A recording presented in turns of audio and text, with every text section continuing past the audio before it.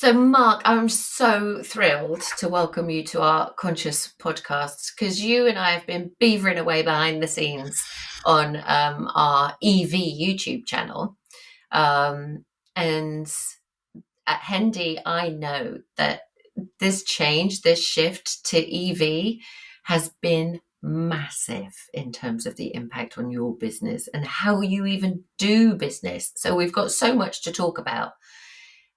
Firstly, you yourself, what do you personally, away from your work, what do you feel about EVs? Wow, it's an interesting one. I think I was probably initially a bit of a skeptic on EVs. My first recollection of an EV was a Sinclair C5 back in 1985, and I remember seeing one on the roads of Basingstoke where I live, and I was thinking, well, that's very different.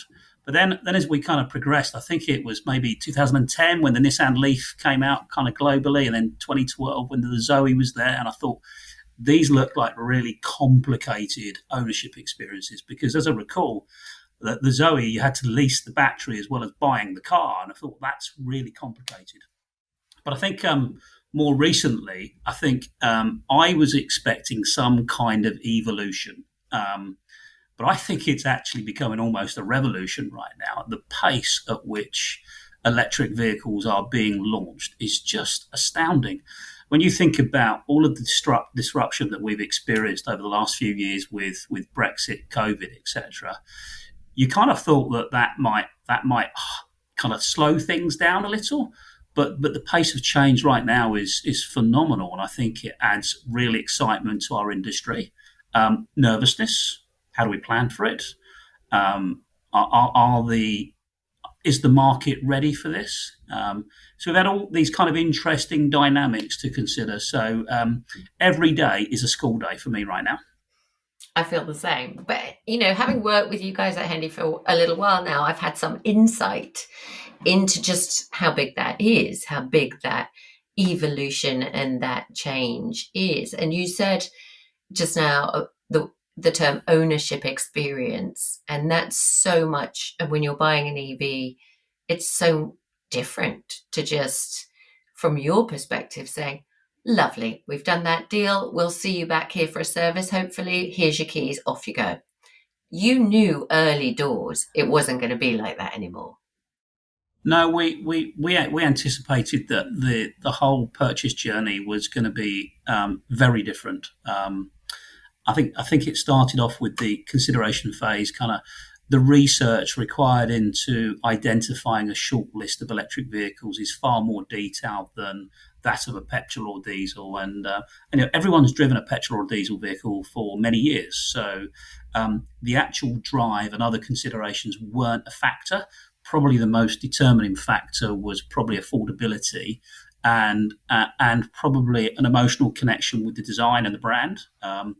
Now it's shifted very much to, I would say, half logical and half emotional. Whereas previously with retail customers, I think it's been anywhere between 80 to 90% an emotional decision and somewhere between 10 and 20% a logical decision, probably Wow. driven by budget and those kind of things. So it has changed the entire sales process completely. What used to be, I'm not going to say it was an easy journey because nothing's easy, but the selection process is probably far more drawn out than it ever used to be. I think the test drive is critical, but also I think the preparation work that customers have to do to kind of understand what's going to work for them. And there are various vehicles now with ranges that can be anything from 100 miles to touching 400. And a lot of people think they need a vehicle with the longest range possible, but they probably don't in reality.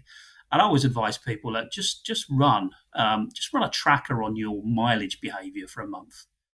See how often you're kind of having to fill up with fuel. See what your journeys look like, because you actually might be surprised. Very rarely does anyone do a long journey. There are exceptions to that, of course, but most consumers do relatively short journeys most of the time. And where is that nervousness mostly based for customers? What are you hearing? Is it around range anxiety and long journeys, or is it something else? I think it's running out of electricity is the main anxiety, because you can't just go down with a jerry can and fill up with some petrol and diesel and pour it into the fuel tank. It's a far more complex situation. And I think probably that's probably where most of the anxiety lies. I think there's this term called range anxiety, which really frustrates me. We've spoken in the past. We try and call it range confidence. And I've driven many EVs for a period of time, and I've never had an issue. And I've never had any moments of doubt in my mind. There was probably one journey coming back from the West Country where I was kind of thinking, well, okay, it says I've got 60 miles to go and I've got maybe 70 miles of range. Okay, let's just drive carefully. But, you get those rare moments. I've had that with petrol and diesel cars. And I know there are filling stations, but, badly on me, a pet hate of mine is stopping for fuel. Same. um, Oh, yeah, I just, I'm yeah. so glad you in the business feels the same. I can't bear stopping for fuel. It really irritates me. Yeah, filling stations are not the best places to visit, and uh, one of the benefits of an electric vehicle is being able to put energy in your vehicle at home. Yeah. It's really Yeah, just easy, coming really home easy, and plugging in is a joy. completely. But it's also a privilege because so, It is. so many people don't have that. And that appears to be coming up time and time again with the people that we talk to as a real obstacle. Yeah, and that's one of the things that when we're qualifying customers who are inquiring about EVs in the showroom, one of the things we have to ask them about is kind of what is their opportunity to charge at home, because this is a fundamental of the whole ownership experience, and if you can't charge from home, you don't have off street charging, you need a strategy to compensate for that. Now that might be local public charging. I've got a colleague who regularly parks up in a supermarket car park overnight and charges his car. And he's found a way to make it work. And I think many people have found solutions like that, where if they can't have off-street parking on their driveway, they find ways to manage it. People are really There's a resourceful few when they people think in about it. London I know that are doing exactly that. They're just going off and doing a rapid charge once a week and making Yeah, a few absolutely. phone calls while they sit in the car doing that, because it doesn't take that long. Rapid charging is a game changer, for sure. Certainly in the public space. And I think, like you say, many people are planning their journeys to have a stop to rapid charge, where they're having a cup of coffee, catching up on some emails, and it's actually quite good for you. That rest, I would suggest. Absolutely. I'm driving the Mackie at the moment, and as you know, the Ford Mackie, and it has a it's around about the mid 200s. It can be a bit lower if it's cold, but it's usually around about that. Well, I'm sorry. After I've driven 200 miles, I need a break, Completely. and Completely. I should have a break, even if I'm thinking, oh, I'll just plow on. No, I should have a break and have a coffee, and visit the bathroom. Absolutely. Yeah. And I think if you look at most driving policies in organisation would suggest you have a break after 2.5 hours anyway. And if you've got 200, 250 miles, is probably somewhere between 3 and 4 hours of travel time on a motorway somewhere. So yeah, it's actually good practice to have a break. Yeah. And are people uptaking as much as you'd expected or less than expected? Um, I think the media influenced this significantly. I think when the government changed the deadline, in the last couple of months, I think that kind of said to consumers, well, maybe this isn't as important as I think it might be, or maybe it's not as attractive as people are suggesting. But we've seen that come back. The demand is still there. The interest is still there. And I think the interest is becoming rapidly about being curious. Because lots of people that have said to me, I would never drive an EV, have never driven one.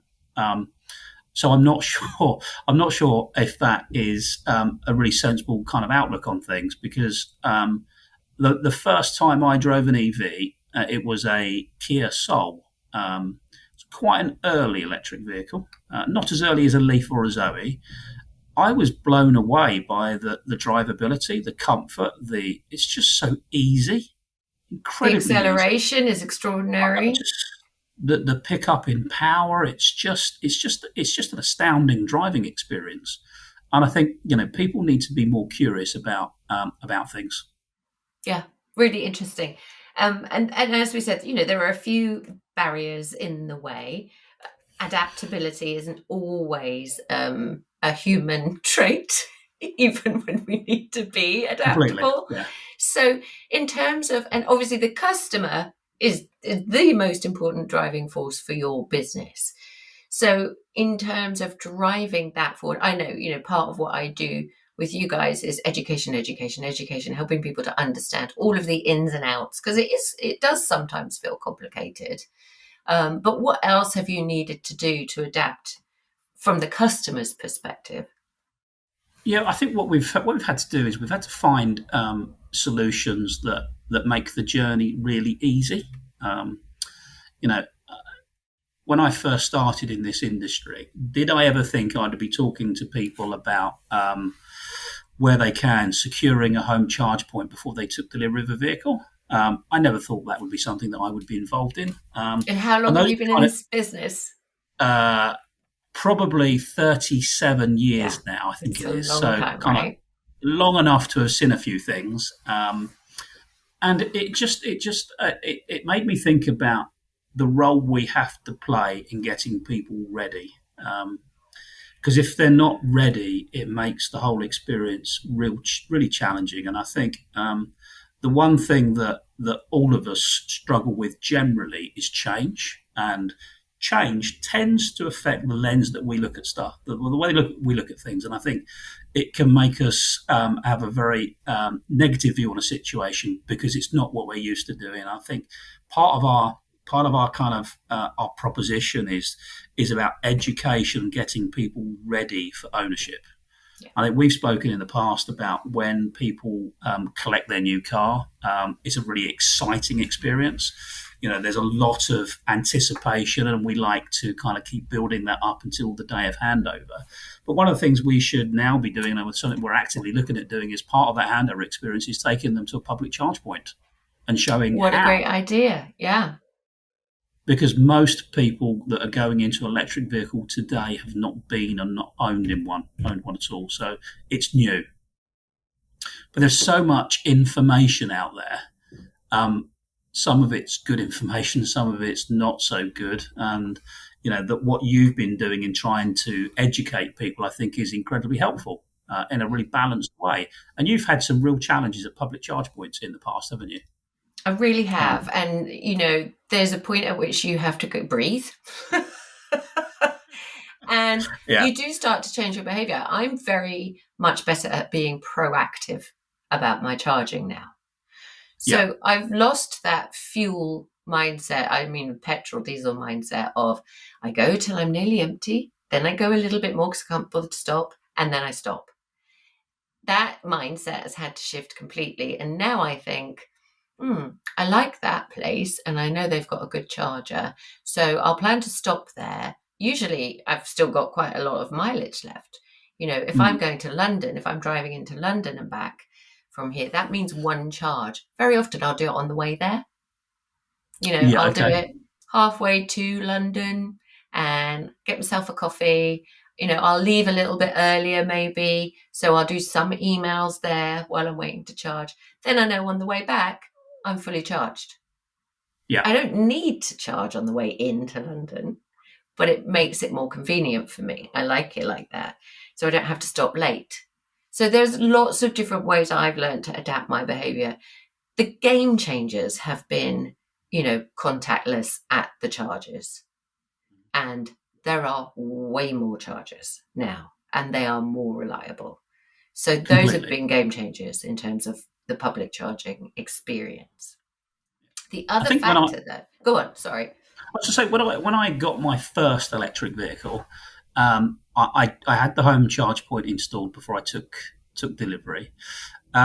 Probably for the first 3 or 4 weeks, I was charging it every night, and I thought to myself, why am I doing that? I don't stop for petrol or diesel every day. I fill up when it's getting to the point where it's getting quite low. And so very quickly, I changed that habit and I began to charge kind of every 2 or 3 days, or when I knew there was insufficient energy in the vehicle to cope with the next day's journey. And I think most people will, in the first few weeks, will be tempted to just keep charging it, Yeah.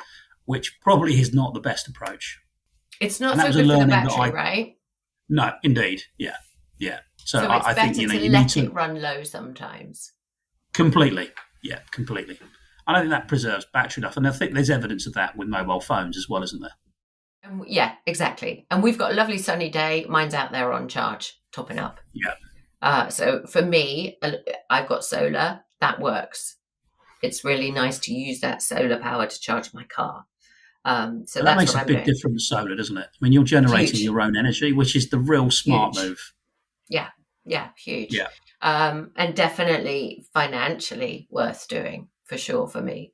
But the completely. other, talking about finances, the other big barrier at the moment is price for people. You know, EVs are, especially new ones, are expensive, and the secondhand market hasn't quite gotten to a level that's cheaper yet, has it? It's still mostly expensive cars in that pool.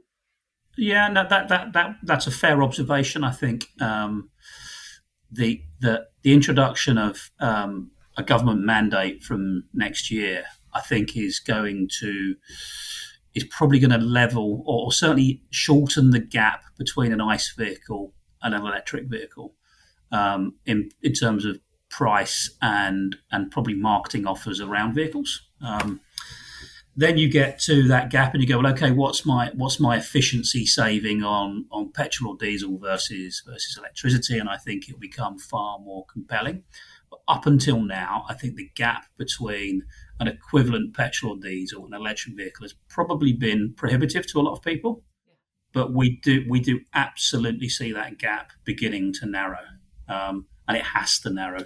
Already, we're seeing consumer offers in the marketplace on some electric vehicles, and I think as we turn into 2024, we'll begin to see more of that coming because most of the new vehicles being launched, of course, are going to be electric vehicles. So that, there's going to need to be some incentives there to stimulate the market, And are particularly. manufacturers aware of that, do you think? I mean, as I, much as I they think should they be? are. I think they're really aware of it. I think they are all heavily committed to product plans that take a long time to pull together. And if they've got to hit a quota of, let's say, I think it's 22% next year, rising up gradually each year, they're going to have to hit some targets that are zero emission targets, or else there are penalties and fines, and that's going to change the dynamic of things. And I'm that excited 20, I by mean, the on opportunity that presents. good. Onto the I'm really mandate excited by then, that. which is what you're discussing now, and the push of that to 2035. I mean, I know, and you know, and everybody out there probably knows, it takes a lot longer than that to design and build and start to sell a vehicle. Does that really Completely. actually change anything at all, pushing it to 2035 as the Prime Minister did? I think it makes no difference at all. I think it was a political move. But behind the scenes, the targets and objectives for manufacturers haven't changed. And ultimately, And if, talk us if through those, because most of us don't know those. okay, so from 2024, a vehicle manufacturer must have a minimum of 22% of their vehicles registered in that calendar year with zero emissions, and they must have a range of greater than 120 miles. And if they Um, don't, if they don't, there is a significant fine on every ICE vehicle that prevents them from hitting that 22% threshold, and it's a significant fine. It's enough to make you change your strategy in terms of production and vehicles in the marketplace. so there's no choice, and it's not just about carrots. No, it's not. It's not, and that 22% rises every year. Currently, in 2025, it will go to 28%. In 2026, it shifts to 33%. In 2028, it goes to 52%. So you can see it begins to ramp up quite significantly. Yeah. Um, and when you're saying to the the organisations that build cars and put cars on the road, that they have to hit these targets. It actually doesn't matter what the 2030 or 2035 deadline is, because they have to hit that, and there are economical reasons why that has to happen. And It's incredibly how are they complex. responding? How are manufacturers responding to that?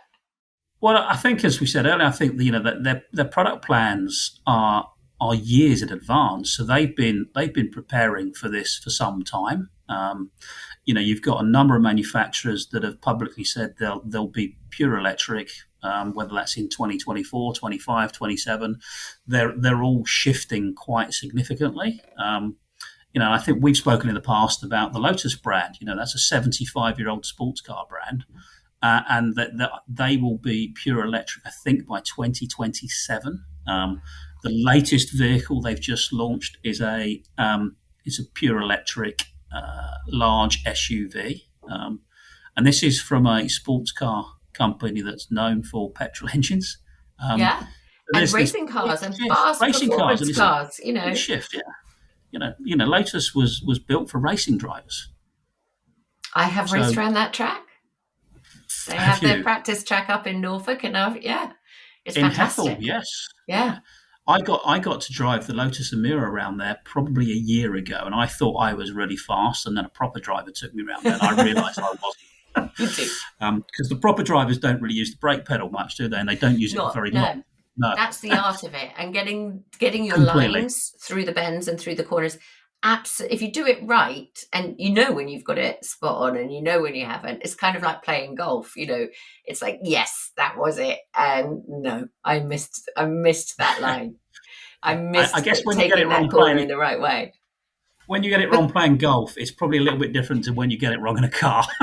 But the but same feeling, I you guess. simply cannot go fast around a circuit if you're doing it wrong. If you're on the brakes too much at the wrong point, you need to be accelerating at the right point out through that bend.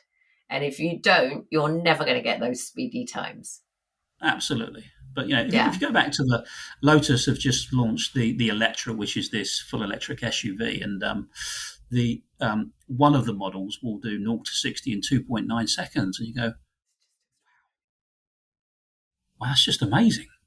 Yeah. And I think that's just a small part of the story, but electric vehicles are really good vehicles to drive.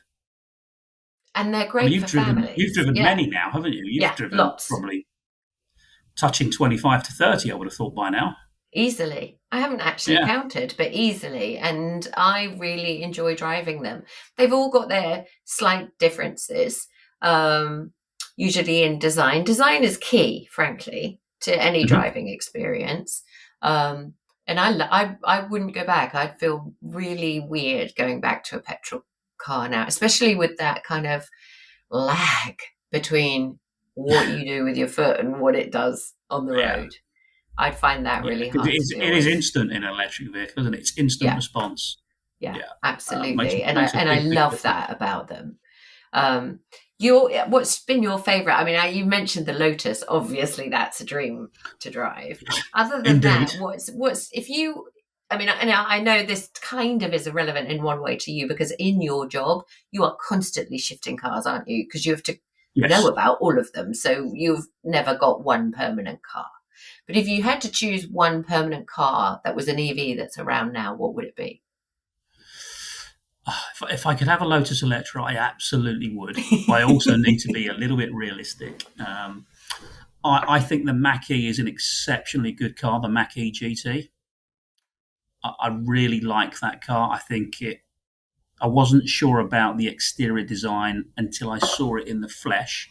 And I think that is an exceptional car. An exceptional car. I think it's a driver's car.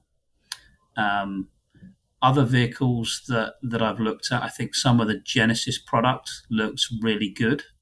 That's coming over from Korea, and then there's probably some of the more practical solutions. I think the Kia Niro electric vehicle is exceptional, absolutely exceptional, and a really good option.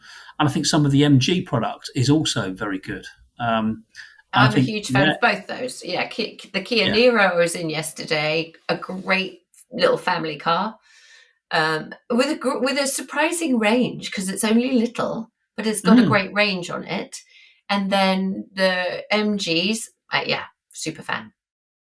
And there's so many Chinese brands on their way to the UK with probably quite affordable EV solutions. And I think this is where MG have been really smart. MG is a Chinese brand, but it's a British brand, MG, and I think that was a smart move.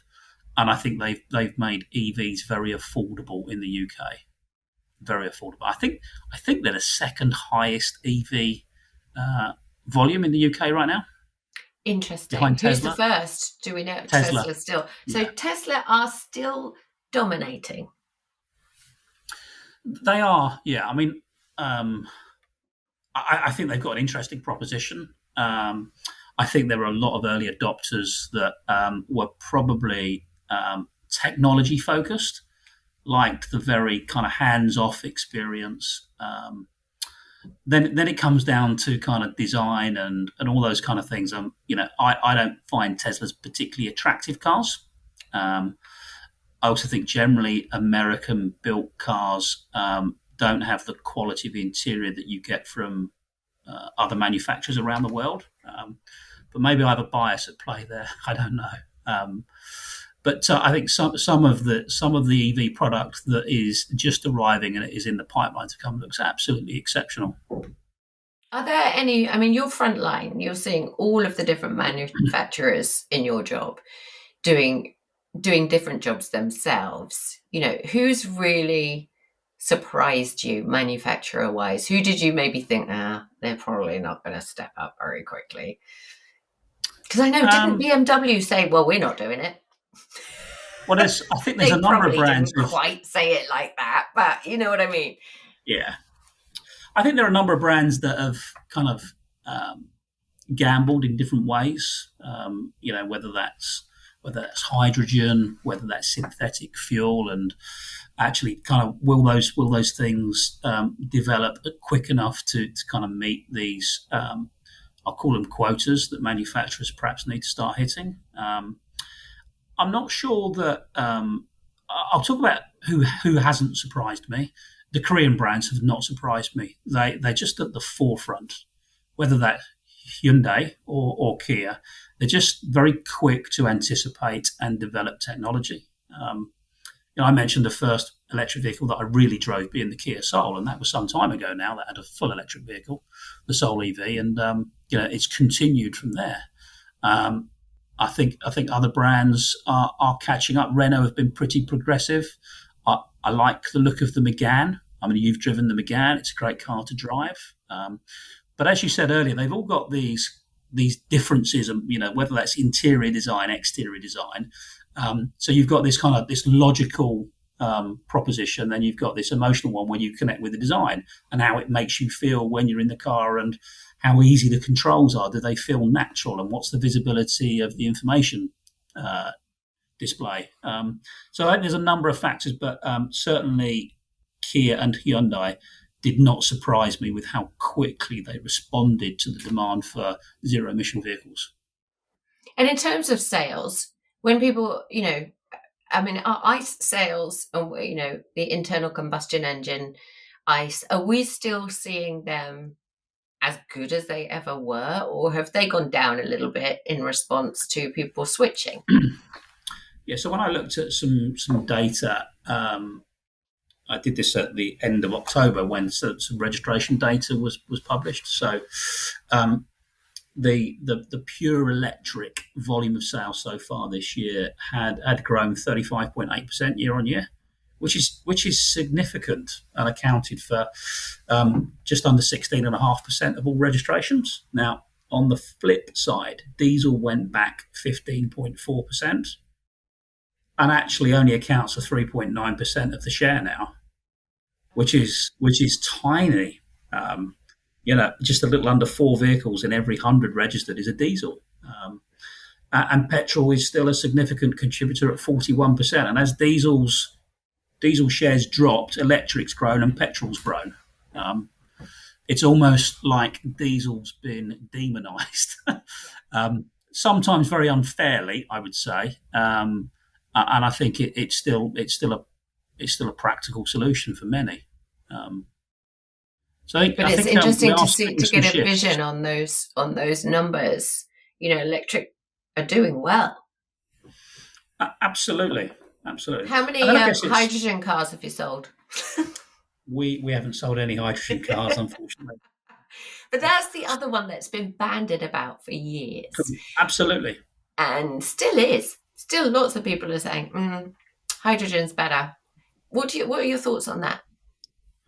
I've never driven a hydrogen vehicle, so it's really difficult to kind of give I get a balanced view. I'm a little bit skeptical around the practicalities of hydrogen and refueling, and probably, is it going to be really confusing if we end up in a marketplace where there are 4 or 5 different fuel type options, whether that's synthetic fuel, electricity, hydrogen, and whatever else is being kind of worked on by really clever people right now.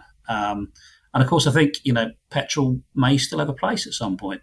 If they can get it cleaner, more efficient, less emissions, I think there's an opportunity. And I think You do? if I You think that in the future we might still be driving some petrol vehicles? I mean, synthetic fuel is actually it's a combustion engine in many ways, isn't it? And I think that could be a game changer. I don't know. Um, we're probably working ourselves on dealing with the here and the now. Because ultimately, as a retailer, we can only sell what manufacturers build. So we're kind of in their hands, really. But I think the evolution of EV still has a long way to go in terms of battery development, charging capability, and I think it's incredibly exciting. Yeah. The battery is another issue. I mean, again, things are moving so fast in such a positive direction. Batteries are now, in some cases, outliving the vehicle. We're finding out Completely. where we were the big concern was how often would you have to replace the battery in a vehicle. That seems not necessarily to be the case. And battery technology is changing. Battery design is changing. What they're made of is changing, and what we do in their afterlife. They can still be used for storing energy. They can still be used and recycled. Absolutely. Yeah, So it's that's that quite was exciting. one of the questions we get in the showroom generally with the people that are skeptically curious about electric vehicles. I'm always having a petrol or diesel, but I'm going to ask a couple of questions. The two most popular questions is how far can I drive on a full charge? Now, if I think back to my days in a showroom, no one ever asked me how far they can drive on a full tank of petrol or diesel ever. Never been asked that question in my life. And then it is how much is a new battery? And you go, well, that's a curious question because no one ever asked me how much a new engine was either. Um, Generally, because there's warranties and things like that. And I think, and this is where kind of the media have got into people's heads and created these doubts a little bit. And I think if you were skeptical, those doubts really kind of, excuse the pun, fuel that skepticism. But generally, the battery will have a minimum of an 8-year warranty and Yeah, and 100,000 I miles. mean, I saw that with the Kia Niro's got an 8 year, hasn't it? Yeah, absolutely, Which is they'll go huge. beyond that. And I think, as I recall, in this ZEV mandate that the manufacturers have to hit from next year, I think the warranty conditions are 8 years or 100,000 kilometres minimum, sorry, 100,000 miles minimum. So the government are kind of saying actually your battery needs to be built to last. So I don't think that should be anyone's worry at all. And in the used vehicle market space, there are specific warranties to cover the battery.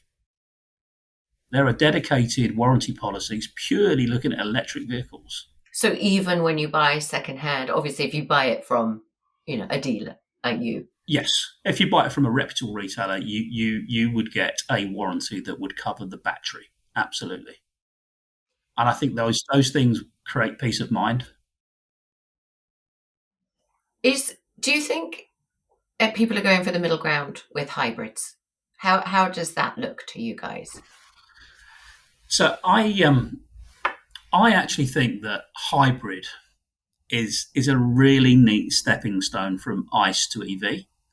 So if you've got any doubt in your mind, the having a hybrid, a plug-in hybrid for 2 or 3 years, I think is a great option in terms of getting you ready for it. Because I think you've probably got the best of both. My wife has a plug-in hybrid right now. She probably puts petrol in her car maybe once every 2 months. Oh, wow. So you're getting a Does, nice saving. I mean, does obviously it depends she, how much you use it, but yeah, of you course, know, yeah. But we'll regularly get 25 miles out of full charge. And actually, when you're not commuting for work and you're just kind of living your life fairly locally, it's a really good proposition. Um, so we'd said to ourselves that probably the best solution for us as a household is one pure electric and one plug-in hybrid. And then we've got kind of options if we've got any nervousness about any kind of journey where we can't see there's many public charging points, or if we were going remote somewhere, I don't know. But I think it's a really credible solution, really credible. and talking of which, there are still, I mean, I constantly bang on about the fact that there's been so much improvement in terms of public charging, but there are still holes, aren't there? There's still work to be There done. I are, mean, what do yeah. you see happening there? But I think the industry have a part to play here, as does government. But there are electric public charging organisations that are aggressively trying to put in place charging in the right areas. And it's a really interesting one. So if you were a public charging company, do you put public charge points in where there's a very small EV market right now, or do you put them in where there's a big EV market? And kind of one follows the other, doesn't it? And I think it's a really interesting dynamic. So collectively, the industry, if it's absolutely serious about kind of achieving these objectives, they need to pull resources and identify where we need to put additional charging points. The West Country can be very challenging. Um, and there are other pockets around the UK. And I looked at some research a couple of weeks ago where some research was done where consumers are expressing interest in electric vehicles, and then there's this belt of this body of kind of consumers across the UK, and there are some gaps where there is no one looking or researching electric vehicles. And you ask yourself, why is that? Is that because they're paranoid about public charging because it's really scarce in that area, or is it something else?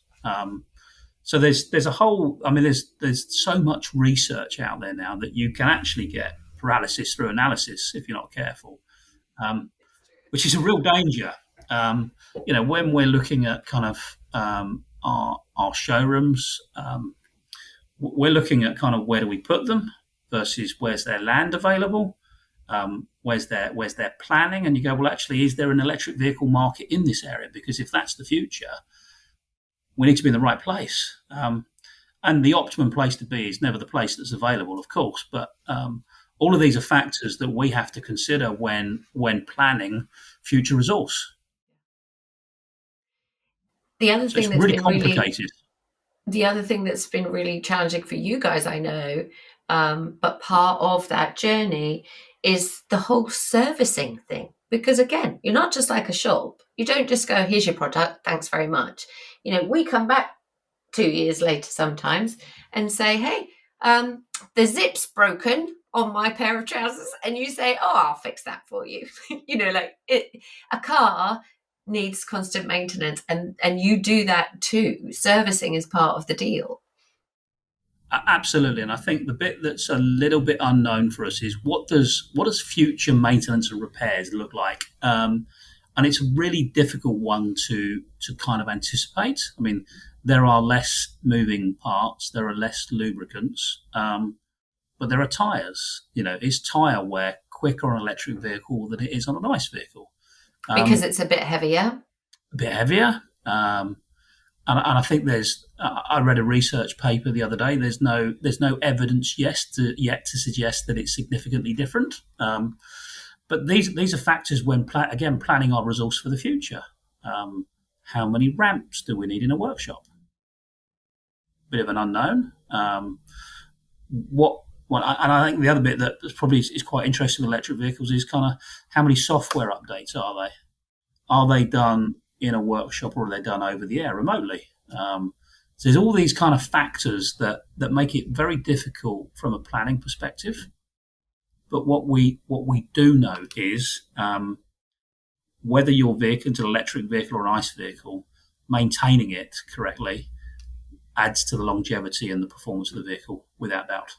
Yeah, absolutely. And you've had to retrain staff as well, haven't you?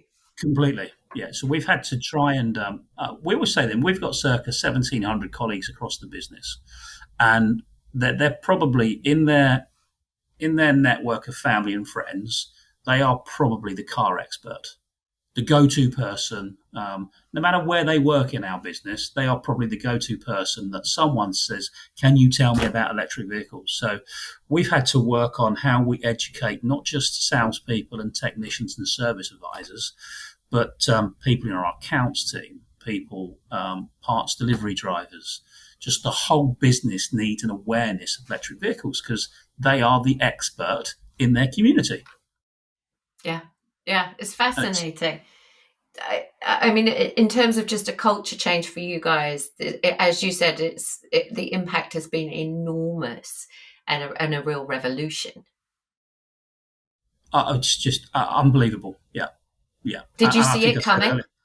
I expected evolution, not revolution, and I think that the pace of it has kind of turned it into revolution. I said earlier, the pace of new products coming, the whole, when an electric vehicle is in our workshop for, I don't know, a 2-hour maintenance and service inspection, should we be filling it with charge? Those kind of things. And the cost of energy is so high right now, that is not practical for us to be able to do. You would have had an ICE vehicle serviced many times, I'm sure, and no one ever filled it with petrol or diesel while it was done, did they? It's not. It doesn't happen. So you need some solar panels on those Hendy roofs. We have some solar panels and some Hendy roofs. You'll be pleased to hear. Yeah, we were a very early adopter at our truck workshop, which is effectively our head office in Chalmers-Ford. So yeah, and our new site has solar energy as well. Fantastic.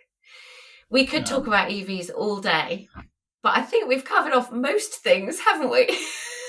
Yes, it's always good to talk EV because there's always something new as well, isn't there? Exciting. I know, it's always exciting. There's always something new. And I just about think, I've got my head around it all now. And then something else changes.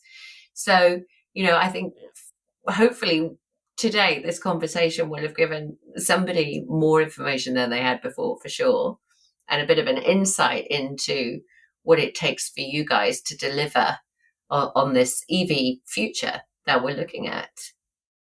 Yeah, it's incredibly exciting in it, but it has it's had some challenges along the way, and we've been learning every day.